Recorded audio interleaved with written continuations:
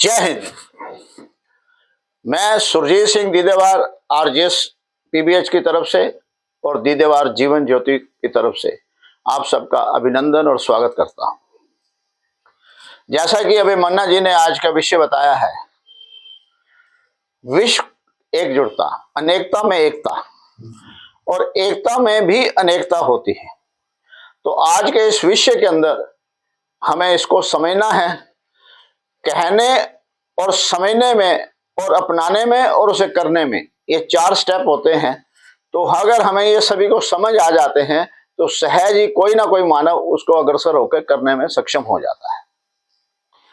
तो सर्वप्रथम इसको पूरा करने के लिए प्रकृति ने, सृष्टि ने एक ऐसी सृजना करी जिसे हम ब्रह्मांड कहते हैं, और उस ब्रह्मांड के अंदर एक ऐसा नक्षत्र है जिसे हमने पृथ्वी बोला है।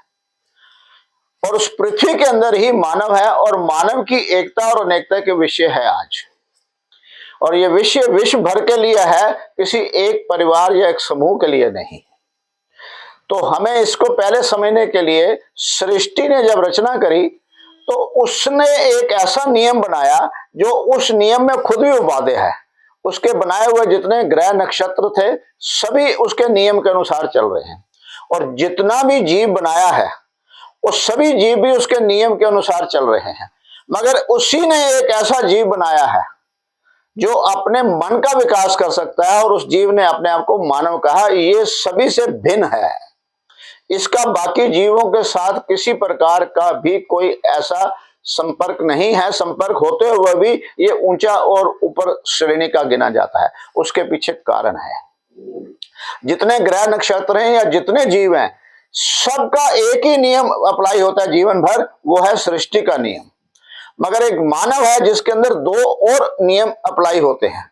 एक हर मानव का एक व्यक्तिगत नियम है, और जिस व्यक्ति का आगमन जिस समूह में, जिस वातावरण में, जिस क्षेत्रफल में होता है, उसके इर्द गिर्द के जो समाज के नियम है वो उसको अपनाने पड़ते हैं, उसके साथ उसे जीना होता है। तो एक मानव का सृष्टि नियम है प्राकृतिक नियम के अनुसार, एक उसका व्यक्तिगत नियम है, और एक उसका बनाया हुआ स्वयं के मानव द्वारा एक सामाजिक नियम है। और हर मानव को इन 3 नियम के अंदर ही उसकी जीवन ज्ञाप होती है। अगर हमें इन तीनों का ज्ञान हो जाता है तो हम एकजुटता में हो जाते हैं। यह ज्ञान न होने से हम पृथक पृथक पृथक होते हैं। सृष्टि ने एक ऐसा नियम बनाया कि जो मानव है, हर मानव को एक व्यक्तिगत अधिकार दिया है कि वो अपने मन द्वारा अपने विचारों को बना सकता है। यही विचार जो है उसी के विचार से उसके शरीर के जो अंगूठे के या माथे की लकीरें अलग अलग होती हैं, क्योंकि सभी के अलग अलग इसलिए हैं कि सभी के अलग अलग विचार हैं। प्रकृति की अगर हम देखते हैं, इसके हम साइंस कहती है कि हमारे सभी के अंगूठे के या दूसरे निशान अलग अलग है। और निशान अलग अलग होने के पीछे बेसिक कारण यह है कि हम सबके विचार अलग अलग होते हैं। उसमें हम पूरी तरह अधिकार है हमारा, और हम उसके मालिक होते हैं अपने विचारों के।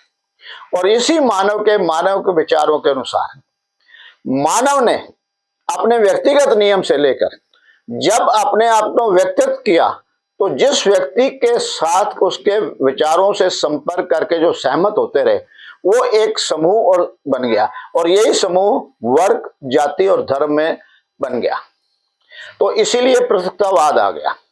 और एक दूसरा भाग है पृथकवाद का कि जहां जिस वातावरण में किसी भी समूह का, किसी मानव का इकट्ठा हुआ, जैसे कश्मीर में हुआ तो अब बर्फ पड़ती है, कहीं पर राजस्थान में रेगिस्तान है, तो ऐसे ही विश्व के अंदर, पूरी धरती के अंदर ऐसे अलग अलग वातावरण के साथ अलग अलग पृथ्वी के भी और आकाश के भी और हवा के वायु से अलग अलग, और उसी के अनुसार उनका खान पान और रहन सहन होता है। तो एक उनकी भाषा और उनका रहन सहन उसी हिसाब से होता है, इसलिए पृथकवाद है।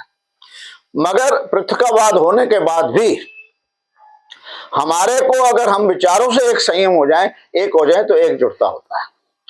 हमारे में कहां पे पृथकवाद है, हमारा मतभेद कहां पर है, अगर हम इसको समझेंगे तो अलग कहां पे होते हैं। हम सृष्टि के नियम को अपने अपने विचारों से समझते हैं।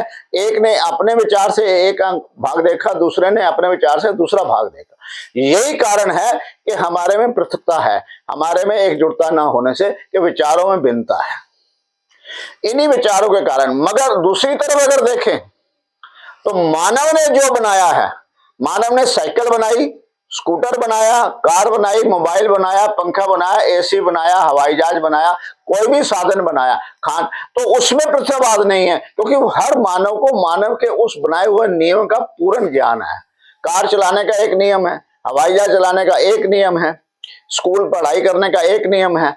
तो हमारे यहाँ पर अगर हम इस बात को समझ लेंगे कि मानव द्वारा बनाई हुई चीजों का अगर भिन्नता नहीं है, उसके पीछे बेसिक कारण यह है कि हमें उसके बनाने का कारण और उसका हमें ज्ञान है कि किस विधि से वो बना है, उस विधि को हम जानते हैं और इसमें हमें सभी को एक जैसे चलते हैं।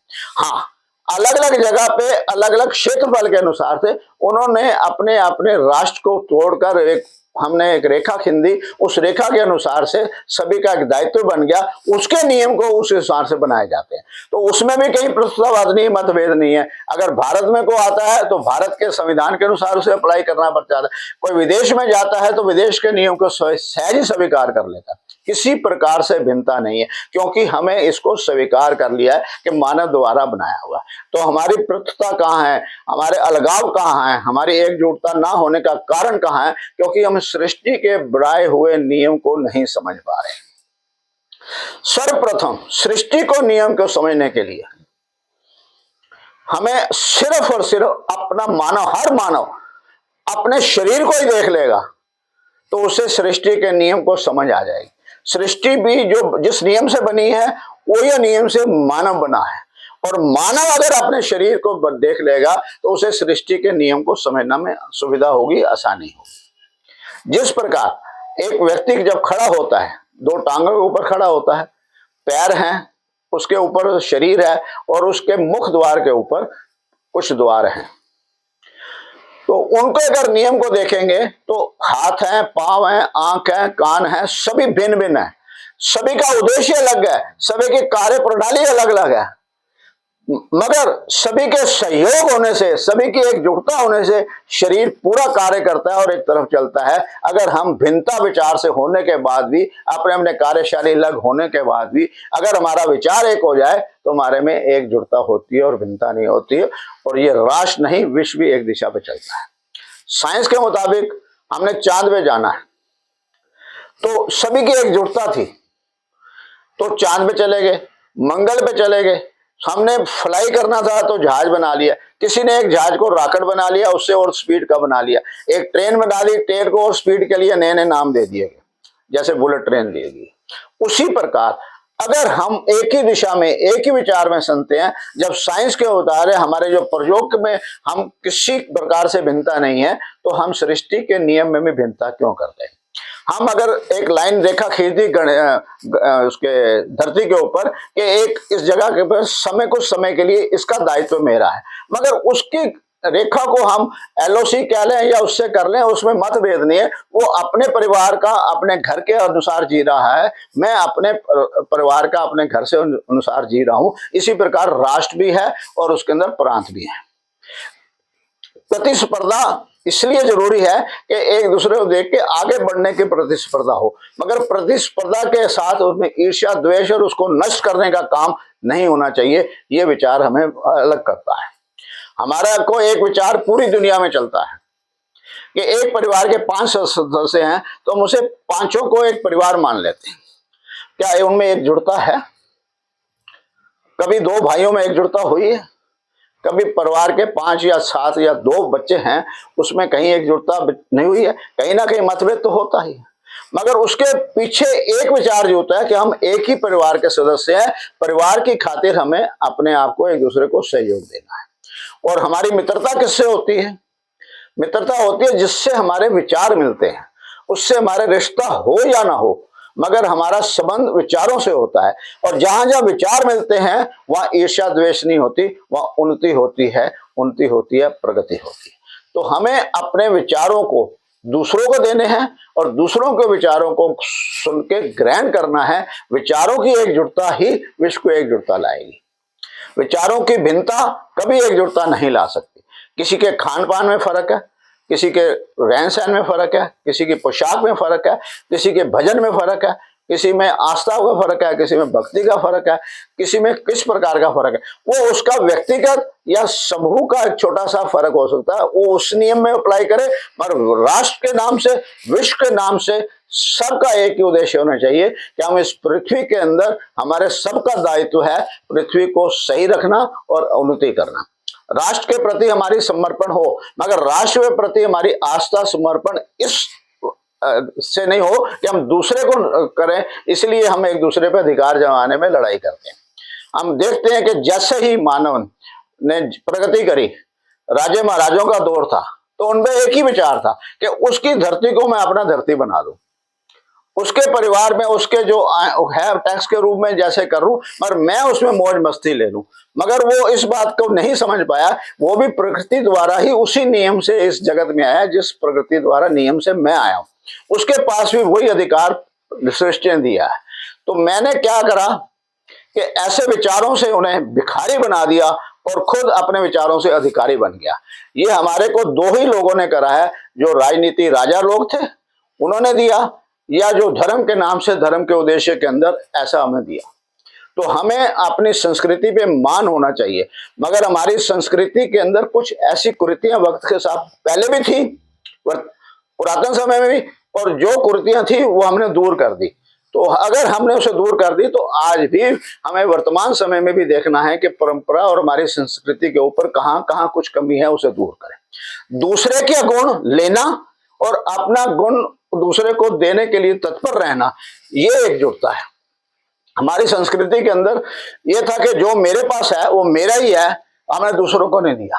मगर विदेशियों के पास एक संस्कृति थी कि जो है मैं उसे बांटूं, तो उन्होंने प्रगति करी और आज विदेश के ही बनी हुई चीजें, उन्हीं की R&D द्वारा, उनके ही साइंस के द्वारा हम सभी उसका प्रयोग कर रहे हैं। और हमारी संस्कृति में ये संकीर्णता थी कि किसी घर में भी किसी पार की कोई उसे ज्ञान था तो उसने सीमित रखा, या ऐसे गुरु बन के एक विशेष चेले को दे दिया गया, शिष्य को दे दिया गया, और उन्होंने संपन्न पूरा रूप से दिया, जो उस काबिल था वो आगे लेके गया। तो हमें इस संस्कृति को भी अपनाना है। मेरा गुण मैं ऐसे फैलाऊं कि उसके अंदर जो मानव उसमें सक्षम होगा वो ग्रहण कर लेगा। अवश्य नहीं है कि मैं जिसको देना चाहूं वो ग्रहण ना कर पाए और मैं अपना जीवन निरर्थक कर लूं। और मैं किसी को देता हूं, अपने परिवार के अंदर जो मेरा सबसे प्रिय संतान होती है मैं उसे देना चाहता हूं। मैंने अगर गुरुजन की तरफ बैठा है तो मेरा जो सबसे प्रिय शिष्य है उसे देना चाहता हूं। यही हमारी संस्कृति के अंदर हमें बदलाव लाना है कि जो सक्षम है उसके अंदर करें। हमारे घर में कोई इलेक्ट्रॉनिक्स खराब हो जाती है, तो अगर फ्रिज खराब हुआ तो हमने स्कूटर मैकेनिक को तो नहीं बुलाया ना। अगर स्कूटर खराब हुआ है तो हम किसी नर्सिंग होम में तो नहीं गए ना। तो हमने जो जिसमें सक्षम है उसी के द्वारा देना है। तो हमें इस अपनाई को भी करना है। एकजुटता का ये कारण, हम अपनी ही संस्कृति पे इतना मान करते हैं, मगर मान करना, सम्मान करना और ग्रहण करने में फर्क होना चाहिए। मान सम्मान अपनी जगह है, ग्रहण आज वर्तमान स्थिति में उसमें क्या है और दूसरे की संस्कृति में क्या जो है कि विश्व के लिए एकजुटता है, तो हम उसे ग्रहण करें और हमारे में जो कुरीति है उसे दूर करने का प्रयास करें। मतभेद हमें नहीं करना है, एकजुटता करनी है, और विचार से हमारे विचार विमर्श होने से ही हम आपस में एकजुटता कर सकते हैं। मेरे पास ज्ञान ज्यादा है, दूसरे के पास ज्ञान कम है, मैं उसे दूसरे दृष्टि से देखता हूं, उसे अपने आप को श्रेष्ठ मानना शुरू कर देता हूं। तो आज हमारे यहाँ पर आज के दिन के अंदर एक गणित जो है हमारे यहाँ पर श्री निवास जी का जन्मदिन भी मना रहे हैं, वो गणित के हमारे यहाँ से ही पैदा हुआ। वो जीरो हमने दिया है, मगर जीरो को आगे का आकार दूसरों पश्चिम ने दिया है। हम पूर्व के जीरो पे ही रुक गए। हमने जीरो का शुरुआत तो करी, आरंभिक करी, पर वहीं रुकना भी हमारी कुरीति थी, हमारी भूल थी। तो हमें आगे जाना है। तो गणित के उद्देश्य के अंदर अगर हम गणित को समझ लेंगे तो पूरे विश्व के अंदर किसी प्रकार के गणित के अंदर कहीं पर भी मतभेद नहीं। पहला अंक जीरो है, जीरो से आरंभ होता है, पर अंक की गिनती और उसे वैल्यू मिलती है एक से। एक के बाद दो आता है, दो के बाद तीन आता है, और हमने खुद भी पढ़ा है और पूरा विश्व आज हम बच्चों को पढ़ाते हैं, और आने वाले समय से जब से गणित बना है उसी के ऊपर उसी फार्मूले पे चल रहे हैं। तो दो एक से बड़ा है, 9 सबसे बड़ा है और सबसे बड़ा 9 होने से उससे पहले सब बड़े हैं। जब अंक का ज्ञान हो जाता है तो हम उसमें दूसरा स्टेप लेते हैं, जमा और गुणा, प्लस और मल्टीप्लाई। पहला स्टेप क्या है? पहला स्टेप जो होता है 1 + 1, एक में एक जमा करते हैं तो उत्तर आता है 2, और एक से एक गुणा, एक 1 मल्टीप्लाई में 1 करते हैं तो आंसर 1 आता है। तो अगर उस समय का हमारा ज्ञान हो तो हम प्लस को ही फायदेमंद समझेंगे, मल्टीप्लाई को नहीं समझेंगे। इसलिए मेरा ज्ञान कितना भी उत्तम क्यों ना हो, मगर मेरा भी ज्ञान कल वही था जो आज जिसको पहली क्लास का है, तो उसे हमें गलत या ऐसे शब्दों का उपयोग नहीं करना, बल्कि उसे सहयोग देके उसे ऊपर लाना। तो जैसे ही हम दूसरी कक्षा में जाते हैं तो 2 + 2 करके 2 × 2 करते हैं तो आंसर 1 आता है 4। तो जो हम पहली क्लास में समझते थे कि जमा में फायदा है, दूसरी क्लास हमारे ज्ञान बढ़ते बढ़ते हम देखते हैं जमा और गुणा बराबर है। और निश्चित रूप से हमारे भारतीय जो हैं इसी पे रुके हुए हैं। पूरा भारतवर्ष के अंदर कुछ कि जो भी होता है यह सब चलता है, ये चलता है, मगर विश्व के अंदर उन्होंने तीसरी क्लास पे भी गए। तीसरी क्लास में जाने के बाद 3 + 3 6 का आंसर आता है, 3 × 3 9 मल्टीप्लाई आता है आंसर। तो हमारा जो भी पहली क्लास का ज्ञान था वो तीसरी में अलग हो जाता है। तो हमारे को किसी चीज से भी हम समझें तो रुकना नहीं है, उससे आगे बढ़ना ही ज्ञानवान है। और मानव का धर्म भी और उद्देश्य भी यही होना चाहिए, तभी एकजुटता है। निरंतरता कब है? क्योंकि हमने खुद के ज्ञान को जो हमें दिया गया उसी को अंतिम मान के हम रुके हुए हैं, चाहे वो धर्म के नाम से हो, राजनीति के नाम से हो, परंपरा के नाम से हो, संस्कृति के नाम से हो, कोई भी चीज अंतिम नहीं है। हर मानव अपना अपना दायित्व निभाएगा, जहां उसे विरासत मिला उससे आगे ले जाने के लिए वो कार्य करेगा। तो ये अगर सभी मानव करेंगे तो विश्व प्रगति करता है और विश्व में एकता आती है। एकजुटता का मतलब यह है कि मेरा ज्ञान उससे कम है या मेरा ज्ञान उससे अधिक है। मेरा ज्ञान उससे अधिक है तो कम वाले को दूं, और मेरे ज्ञान से किसी को अधिक है तो मैं उससे और लेने का प्रयास करूं। ये एकजुटता का विचारधारा बनाते हैं। और जैसे ही कुछ लोग आज तक धरती में हुए, 3 तक तो पूरा विश्व रुक गया, पर उसमें से कुछ गिनती जुनती के लोग आगे निकले जो चौथी क्लास में 4th सेक्शन में गए हैं कि पहले में तो 1 के बराबर 1 लिखा, 2 के बराबर 2 लिखा, 3 के बराबर 3 लिखा, मगर 4th क्लास के अंदर जाके 4 के बराबर 4 नहीं लिखा, 4 के ऊपर थोड़ा सा 4 छोटा करके उसके सर पे लिख दिया, 4⁴ बना दिया। तो रिजल्ट क्या आया? 256। तो जीवन में कुछ ही लोगों ने ऐसे मार्गदर्शन दिए हैं, साइंस कैसे, जैसे आज इंटरनेट है, हमने करा है, जो चांद पे गए हैं, जिसने गाड़ी बनाई थी, जिसने ट्रेन बनाई है, तो ये कुछ ही लोग थे जो 4th क्लास में गए थे कि उन्होंने थोड़ी सी मेहनत अधिक करके, कम मेहनत से दिमाग का, बुद्धि का विकास करते हुए हमने 250 तक से रिजल्ट है। तो हमें भी अपने उद्देश्य को देखना है।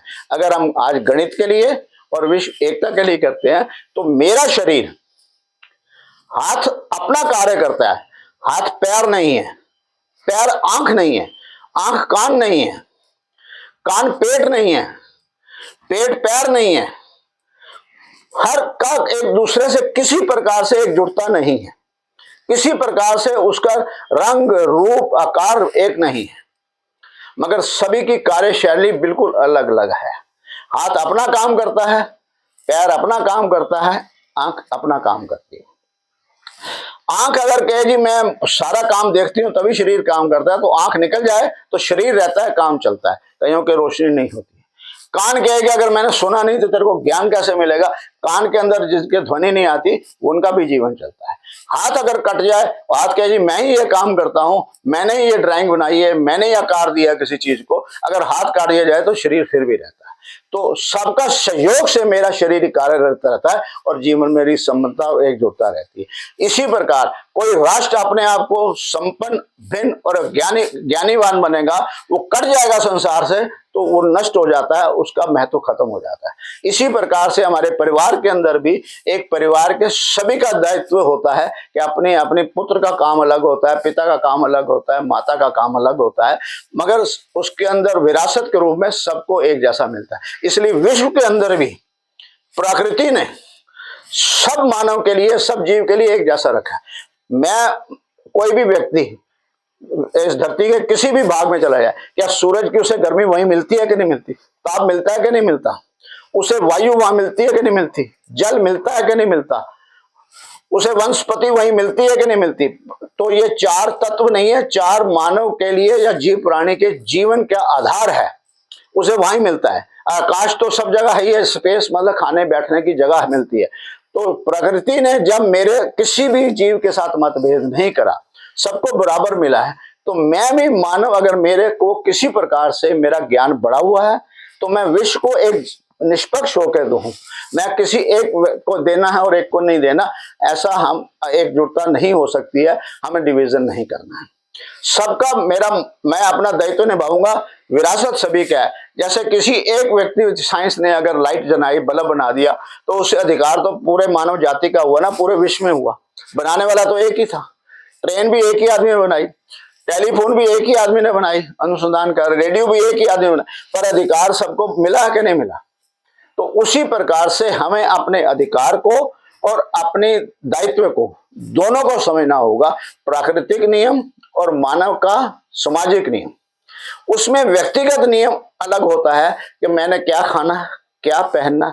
जब मैं इंडिविजुअल होता हूं तो मैं इंडिविजुअल अपना करता हूं, रात को मुझे क्या सोना है, वो कैसे सोना है, क्या खाना है, कौन सा कपड़ा पहनना है, ये मेरा व्यक्तिगत नियम। मगर मैं जब समाज का हिस्सा बन जाता हूं तो मुझे उस समाज के नियम को लेना पड़ता है। तो मैं जब जब जहां जाता हूं, विश्व के किसी भाग में जाऊंगा, उस राष्ट्र के नियम अपनाता हूं और उसी प्रकार मुझे उस समाज के भी नियम को अपनाना चाहिए सहज भाव से। ये एकजुटता का है। और जब वो मेरे पास आते हैं तो एकजुटता होती है। हम देखते हैं कि रास्ते में चलते हुए हमारी विचारधारा एक होती है।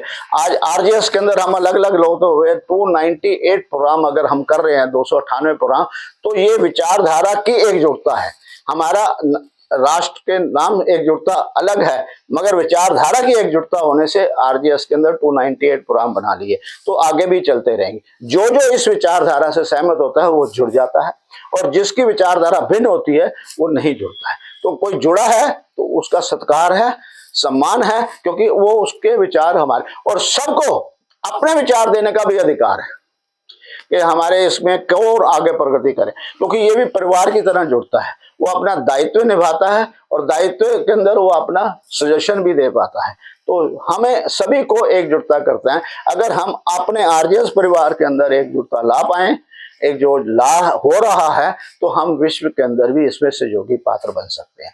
अन्यथा जो है हम बातें ही करेंगे। तो दीदेवार सदा हमेशा अपने दीदार करता है और सभी से ये कहता है कि आप भी अपने दीदार करें, और इन्हीं दीदार के आधार पर आप अपने स्वयं के स्वामी बने। जिस प्रकार मेरा शरीर सदा मुझे एक संदेश देता है, और जो मेरा प्रथम श्वास के साथ ही मेरा शरीर चलता है, तो मेरे जीवन का साथी कौन है? मेरे जीवन का साथी कोई दूसरा हो नहीं सकता। जिससे मैंने शादी करी है, ब्याह हुई है, वो मेरे परिवार का सहयोगी है, मेरे जीवन का काफी भाग का वो सहयोगी रहा है, मगर मेरे जीवन साथी सिर्फ मेरा शरीर ही रहता है। पहले श्वास से मेरा शरीर चलता है और अंतिम श्वास तक मेरा शरीर मेरे को सहयोग देता है। यही मेरा जीवन साथी है, और ऐसा जीवन साथी है जिसने कभी भी मुझसे कुछ ऐसा झूठ नहीं बोला, मगर मैं उसके संदेश को नजरअंदाज कर देता हूं। मुझे भूख लगी है तो कौन बताता है? मेरा शरीर तो संदेश देता है। मुझे प्यास लगी है, कौन बताता है? मेरा शरीर ही मुझे संदेश देता है। मेरे कहां दर्द है, मेरे सर दर्द है, मेरे आंख में दिखाई नहीं दे रहा, मेरा सुनाई कम नहीं दे रहा, मैं थक गया हूं, ये कौन बताता है? हर समय मेरा शरीर मुझे संदेश देता है, और मैं क्या करता हूं? मैं उसे नजरअंदाज कर देता हूं, क्योंकि मैं अपने शरीर, अपने साथी को छोड़कर अपना दूसरे साथी की बात को मानना शुरू कर देता हूं, और यही मेरी भूल हो जाती है, और मैं स्वस्थ की जगह अस्वस्थ हो जाता हूं, रोगी हो जाता हूं, और विचारों से भी रोगी हो जाता हूं और शरीर से भी रोगी हो जाता हूं। यही मुझे अपने दायित्व को दूर करने के लिए करता है। तो पहले जो मेरा साथी है शरीर, मुझे उसको नजरअंदाज नहीं करना है, उसको स्वच्छ भी रखना है, उसकी देखभाल भी करनी है, क्योंकि ये मेरा है, सिर्फ मेरा है, इस पे किसी और का अधिकार हो नहीं सकता। ये किसी और का सहयोगी हो सकता है, दूसरे का शरीर भी मेरे लिए सहयोगी हो सकता है, मगर वो स्वामी किसी वो उसका स्वामित्व किसी और के साथ। तो जब मैं अपना स्वामी बन जाता हूं तो सर्वप्रथम मैं अपने शरीर का स्वामी हूं, और स्वामी ने अगर अपने शरीर का, अपने वाहन का केयर करी तो वाहन भी उसे सहयोग देता है और उस मंजिल तक सही पहुंचाने का दायित्व उसका बन जाता है। मैंने कार ली तो कार को मैं रख रखाव करता हूं तो कार ठीक है, और मैं अगर ड्राइवर ठीक नहीं तो कार खराब हो जाएगी। कार खराब है तो कितना भी अच्छा ड्राइवर हो तब भी मुझे परेशानी होगी। तो यहाँ पर मेरा और मेरे शरीर का संबंध होना चाहिए, सहयोग होना चाहिए, और दूसरे का एक रखाव होता है। तो मेरा रख रखाव मेरे विचार से है और शरीर मेरे को संदेश देता है।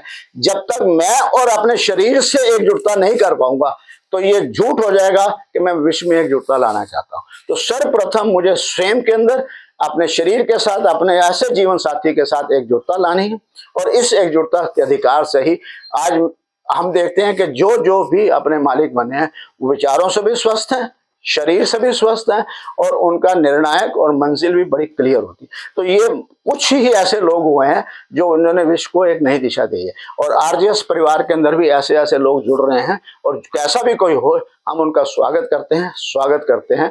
आप इसके बाद इस विषय में जैसा भी कुछ कहेंगे हम उसके प्रश्नों के उत्तर देंगे। आनंद आनंद आनंद। जय हिंद। सिंह देवान जी, आपने बहुत